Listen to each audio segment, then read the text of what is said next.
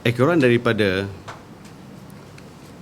siaran dalam berita TV3 2 malam yang lalu, yang mana peguam daripada syarikat Aura Audi Enterprise ni telah mempertikaikan tindakan bahagian penguatkuasa farmasi Kementerian Kesihatan. Kami ingin menjelaskan bahawa sebagai satu agensi penguatkuasa kerjaan, kami bertindak secara yang penuh bertanggungjawab. Kami bertindak secara berkecuali, tidak mempunyai sebarang kepentingan, tidak dipengaruhi oleh mana-mana pihak, dan kami lebih mengutamakan kepentingan keselamatan orang ramai. Dalam kes rampasan di Aura Audi Enterprise ni, kita sebenarnya telah menerima aduan daripada orang ramai sejak di bulan Oktober 2009 lagi. Dan ekoran daripada aduan tersebut, kita telah membuat sampel, membeli sampel daripada ejen-ejen mereka, dan kita telah buat ujian makmal sebelum itu. Dan selepas ujian makmal keputusannya diterima dan didapati sah positif mengandungi dexamethasone, maka kami pun menjalankan serbuan dalam bulan dalam bulan Januari tahun 2010 yang lalu. Di dua premis, iaitu di rumah nombor 37 Jalan Belian, Taman Belian, Gombak, dan di rumah nombor 60 Jalan Belian, Taman Belian, Gombak juga. Jadi isu di sini ialah produk penawar sendi tulang telah dibeli dari pengedar dan telah kami analisa sebelum kami jalankan serbuan tersebut, dan telah disahkan mengandungi dexamethasone. Dan selain daripada itu, bukan itu saja kesalahannya, ya.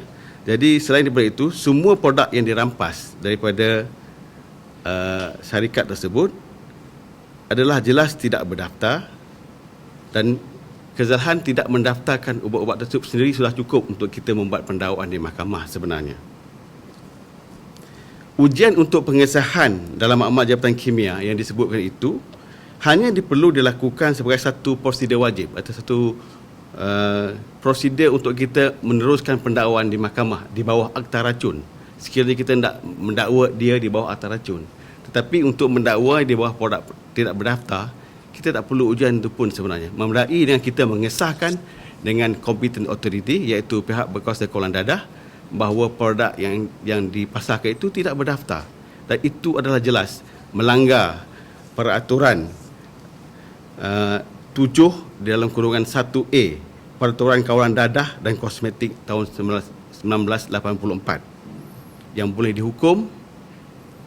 Dan kalau individu, kesalahannya itu membawa kepada berapa? Denda hukuman RM25,000 untuk kalau RM25,000 untuk kesalahan yang pertama, dan kalau ia melibatkan syarikat, dia boleh denda sehingga RM50,000 untuk kesalahan yang pertama. Jadi satu perkembangan yang menarik apabila kita di dalam siaran berita tersebut, kita dapati pengarah urusan syarikat tersebut, yang kalau tak salah saya juga merupakan ibu kepada Adi Putra ni, mengatakan dia mendapatkan produk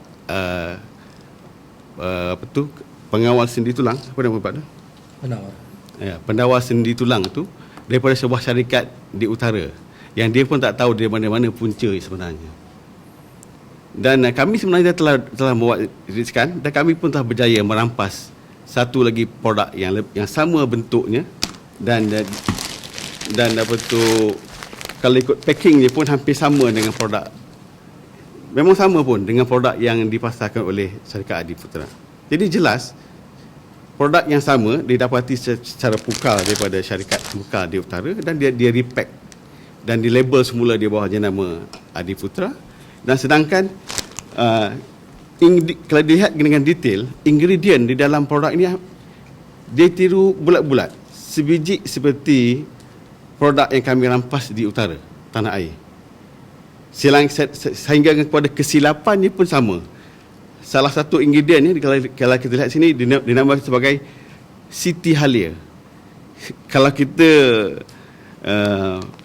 yang biasalah dengan ubatan tradisional ni, ingredient itu mungkin Pati Halia, bukan Siti Halia. Jadi kesilapan daripada produk daripada utara ni ditiru bulat-bulat juga dalam produk Adiputra ni. Kalau kita tengok, dia pun ada ingredient yang bernama Siti Halia. Persentasenya sama, kandungannya sama. Jadi kegunaannya pun sama. Jadi kita ada satu bukti yang jelas mengatakan produk ini semata-mata diambil betul-betul daripada pembekal utara dan dia repack semula untuk tujuan jualan. Sedangkan produk ini di utara tanah air, harga pasarnya lebih kurang RM6 dan dalam produk Adiputra ini mengikut labelnya adalah RM25. Kalau lihat kontennya memang sama. Memang sama. Jadi di manakah timbulnya dakwaan ni mengatakan dia dirumus dan sebagainya oleh Adiputra sendiri. Dan bagi produk-produk yang set ADIQ tu untuk minda tu, ia sebenarnya adalah blank kaset untuk ubat homeopati yang hanya mengandungi sukros ataupun jenis glukos lah. Dan produk itu dah dia repack dalam berbagai-bagai jenis dan diberi tuntutan untuk berbagai-bagai tuntutan untuk minda, kononnya penawar stres lah, untuk inovatif lah, kreatif dan sebagainya, dan dipasarkan dengan harga yang begitu tinggi, ranging from RM25 Malaysia, RM25 hingga kepada RM80 satu botol. Sedangkan blank kaset daripada homeopati itu harganya pasarnya mungkin tak lebih daripada RM16 satu pack besar. Saya ingat berapa ribu tablet dalam kandungan di dalamnya. Satu lagi kesalahan daripada syarikat ini ialah dari segi tempat repacknya. Mereka merepack produk itu dalam keadaan yang begitu tidak terkawal. Pekerja-pekerja itu terdiri daripada ahli keluarga, mungkin bawah umur juga, yang membuat kerja repack itu secara yang tidak terkawal. Dan ini juga adalah merupakan satu kesalahan di bawah Peraturan Dadah dan Kosmetik 1984. Kerana kerja-kerja untuk membuat repack dan relabel produk ubat juga dikira sebagai satu proses pembuatan ubat, manufacturing, penghilangan. Dan ia sepatutnya dibuat di sebuah premis yang berlesen dan juga perlu mengikut peraturan good manufacturing practice ataupun amalan penghilangan yang baik. Ini pun kita boleh dakwa lagi kesalahan ini. Bukan satu lagi kesalahan yang telah dilakukan. Jadi di sini isu kita adalah dari segi etika dan juga profesionalisme orang yang mengendalikan bahan-bahan ubatan ini. Penjual ubat seharusnya tahu apa yang dia jual sebenarnya, dia tahu sepenuhnya dan tahu apakah peraturan-peraturan yang mengawal penjualan ubat tersebut. Ubat-ubat ni satu produk yang penuh dengan peraturan dan kawalan sebab ia produk yang ada kesan terhadap keselamatan orang ramai pengguna. Dan penjual ubat perlulah mengambil tanggungjawab sepenuhnya terhadap produk yang dijualkan itu. Dan dalam sidang ini juga saya mengambil peluang untuk meminta orang ramai supaya lebih berhati-hati dalam memilih ubat untuk kegunaan sendiri. Mereka perlu melihat taraf pendaftaran ubat tersebut.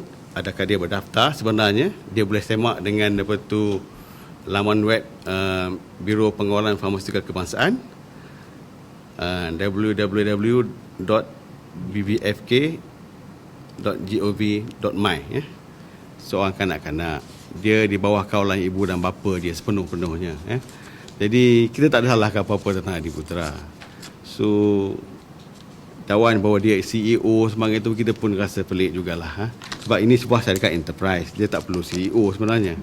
Dan kalau perlu pun CEO pun, adakah undang-undang pentaran syarikat di Malaysia ni membenarkan budak bawah 18 tahun jadi CEO. Jadi benda-benda macam ni saya orang-orang pengguna lah kena buka mata lah sedikit. Jangan kita terlalu dalam bahasa Inggerisnya gullible. Semuanya kita percaya bulat-bulat dan telan bulat-bulat.